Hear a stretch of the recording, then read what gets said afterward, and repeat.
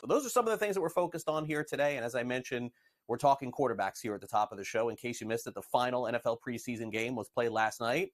And the New England Patriots, quite the scare happened with them. Their offensive line apparently forgot to block anybody. And their starting quarterback in that game, Jacoby Brissett, was injured in the game and had to leave. Now, it's a little complicated here because Drake May came in, the rookie who was drafted in the first round, and played very well. In fact, he looked as good as any quarterback has on the Patriots this preseason. And we'll dive into that a little bit more as we go. But after the game, interestingly enough, the head coach of the Patriots, a little Belichick-esque, Gerard Mayo, said that Brissett, although he was hurt in the game, the plan all along was him just to play as long as he did. Was the plan for Jacoby to just play the first series, or was that as a result? No, that was the plan. We were going to play Jacoby a series or two and get Drake in. Would he have been able to play? He would have been able to continue.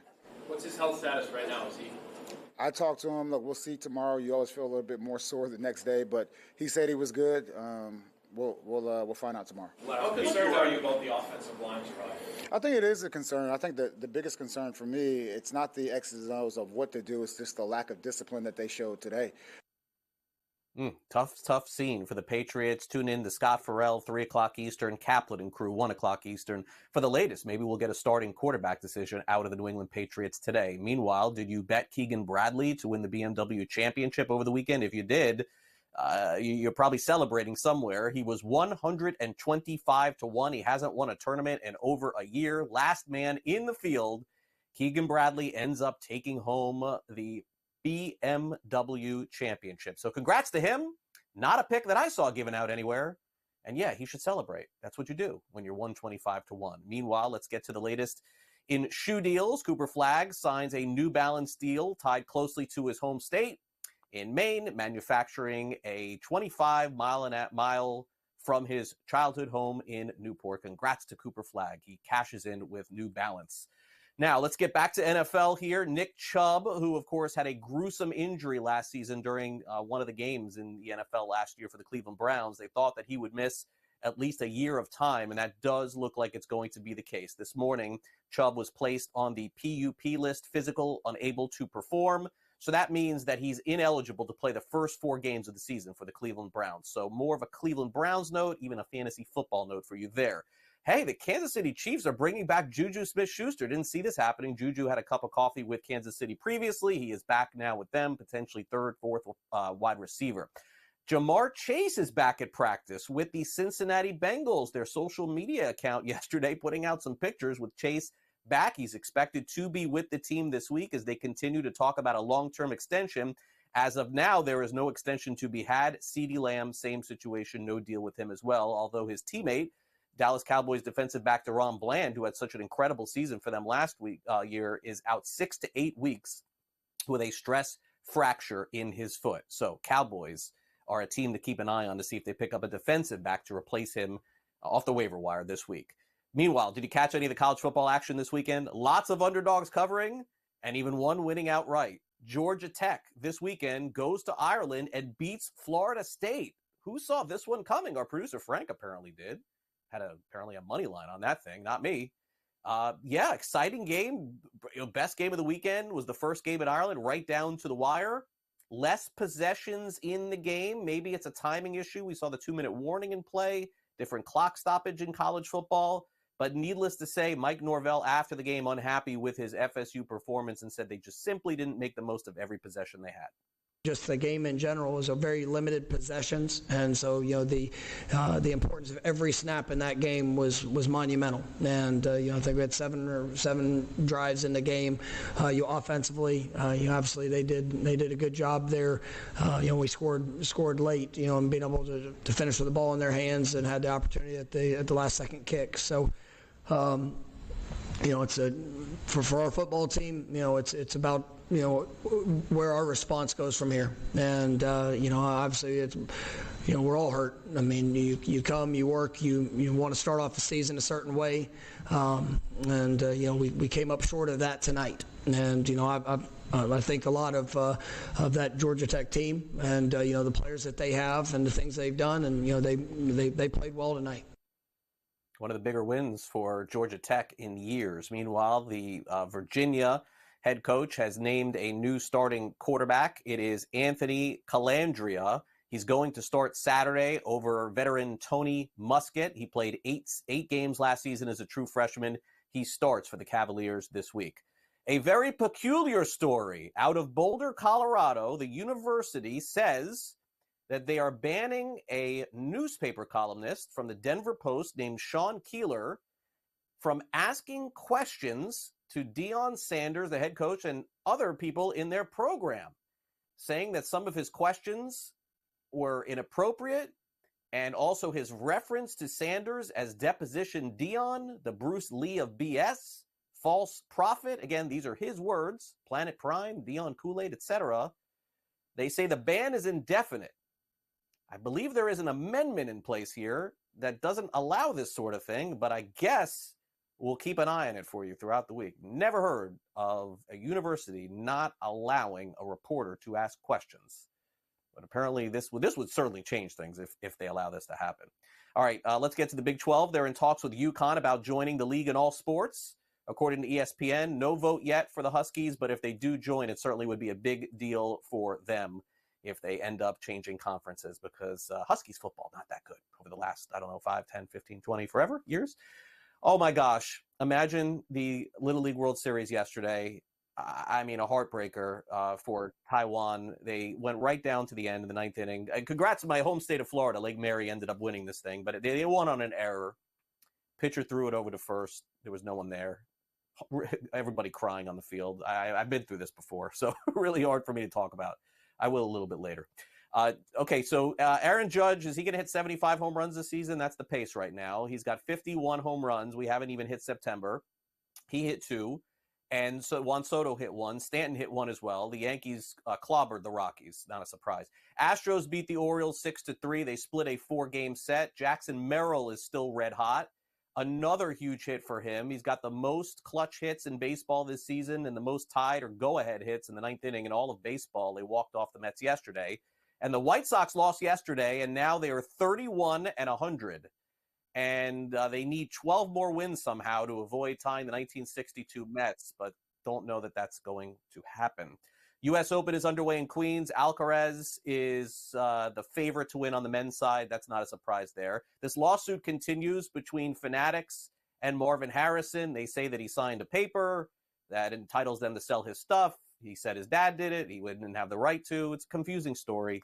Google it if you want. Angel Reese, by the way, had 4 rebounds on 1 possession. 4 on 1 possession last night. Her 20 rebound streak was extended yesterday. The Aces beat the Sky 77-75. Angel Wilson with the buzzer beater there. Welcome back to Newswire here on SportsGrid. We've got the very latest on sports betting in Minnesota, Louisiana, and as we bring in Pat Evans, also the latest in Missouri. As Pat has, been on the show last couple of weeks, we've been talking about Missouri and getting closer to at least the showing up on the ballot. But that seems to be in trouble as well. Oh, no, Pat, is it possible that this doesn't even get to a vote? What's going on here? I mean, there's a slight possibility, and as I kind of go into it, I think it's a little bit questionable, this whole lawsuit. But, of course, that's why it's going to be heard in court. But, yeah, I mean, we're talking about this a lot, to your point, just because, as I talked about last week on the show, there's no opening up of any U.S. markets anytime soon. And this is kind of the next frontier of possibilities, because it's going to be on the ballot in November, and Missourians can say, hey, yes, we want this, with a simple majority. Now, what happened was, earlier this month, the Secretary of State certified the signatures and the ballot question to be on the ballot. Well, last Thursday, we learned about a lawsuit that was filed by a couple of political consultants in the state, and they're arguing that the certification process for the ballot question was messed up, basically. They said that Secretary of State Jay Ashcroft used 2020 gubernatorial election results to determine how many signatures are needed in each congressional district. To get on the ballot, they needed 8% of votes that were cast in the governor's election in 6 of 8 congressional districts. Well, that's all fine and good, right? But now they're saying that he ended up using a new redrawn congressional map that was done after that gubernatorial election. And because of that, they're falling short in 2 extra congressional districts. So they would only have 4 of 8 satisfied. And so they're claiming that this is a null and void and that this should not be on the ballot. This is a lawsuit against the Secretary of State, winning for Missouri Education, which is the committee that has pushed the signatures and driving this whole question. They filed a motion to intervene. The court said, yeah, they can certainly intervene. And then on Friday, there was a hearing set for September 5th. So obviously this ballot question isn't up until November. So the September 5th hearing will probably tell us a whole lot. Obviously, I'm not a lawyer. I can't give legal opinions, but it is curious that this is only regarding one of the ballot questions that is on the ballot, because you would assume that if they're using it for this, they would use it for the other ones. So that's a kind of a question to kind of leave up in the air and see if anybody answers that at the higher level. Again, I don't know. It's a very curious lawsuit, and certainly something we kind of expected. We don't know who this is coming from. I mean, we know the consultants who filed it, but we don't know if there's a higher party involved pushing this. I think I had mentioned at one point, I'd heard rumors, and they're still unsubstantiated, that there would be some major opposition to this ballot movement, which, right now the polls show it's a fairly split issue. So could it survive a major push against it? We don't know. But yeah, a lot of attention, as we mentioned last week, is being paid to Missouri, because this is really the only frontier we're looking at that has a potential to open up, even early next year. It's a complicated mess at the moment. So we'll see what happens in the next month or two, and if it ends up on the November ballot as it is right now. Yeah, no, it's a shame. And again, we're following, hoping that, some state can get this thing legalized. I think it's in everybody's best interest. And if it's not Missouri, maybe it's Minnesota, although we've been waiting on Minnesota to have this done now for a couple of years. And boy, are we doom and gloom today, Pat? Because I think that we're going to be talking about Minnesota coming up short again, too. That's a good question. Again, the past 2 years, I've come on this show and said I think it's a pretty good chance that Minnesota legalizes, and then they didn't. So it's a very complicated state, as we've detailed many times. You need, as in any state, you need bipartisan support across the aisle to legalize sports betting, because there's, naysayers on both sides who don't like gambling issues. I talked to one of the leading representatives who's a sponsor of the bill recently, and he kind of laid out what's happening. He said that we weren't as close as maybe some media suggested at the end of this last session. We had heard there was a deal on the doorstep and it was done. But he said, I know there were multiple people who didn't want it done. I don't know why. I don't have the answers, but we're going to continue to work to make sure it happens. It seems like the tribes are still on board. There's huge questions about the election this year. One, there's the, elephant in the room of Tim Walz, a vice presidential nominee, and could be in the White House come January when the session starts. And that changes things a little bit, because you get some Minnesota Senate changes. So you might have a couple special elections that could sway the Senate back from being Democrat farmer labor controlled to Republican, which would throw in some wrenches when it comes to the tribal stuff. The tribes want to get this done while Walz or this DFL gubernatorial office isn't involved, because they want to have exclusivity. Now, the sponsor told me, the tribes, if the Republicans take control of any of the chambers or whatever, they could launch sports betting on their own if they wanted to, but then the Republicans could go ahead and open it to the horse racing tracks and card rooms that we've talked about, want a piece of it, but have only been getting a little bit of revenue share from this. Right. So there's a lot of little tiny moving parts here that, the election can change things. The tribes can at any point say, well, we don't like the way we're doing this. The Republicans can dig in their feet, which it seems like they have in the past, because they don't like the pieces they're getting for the horse racing tracks. What was of note is all the representatives are up for re-election this year. So this representative told me he's knocking on doors in the suburbs, and he said there's one issue, well, 2 issues actually, that every suburban male talks about.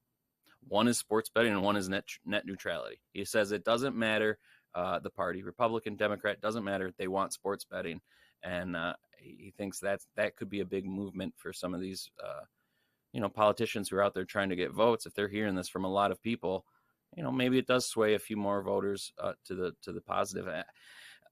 But yeah, we're just at a weird time in this industry right now and we'll talk about it in a second, we're kind of pivoting to online casino because a lot of the low-hanging fruit is gone.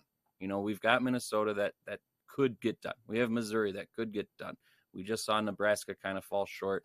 They could get it done early next year, but that again would be till 2026.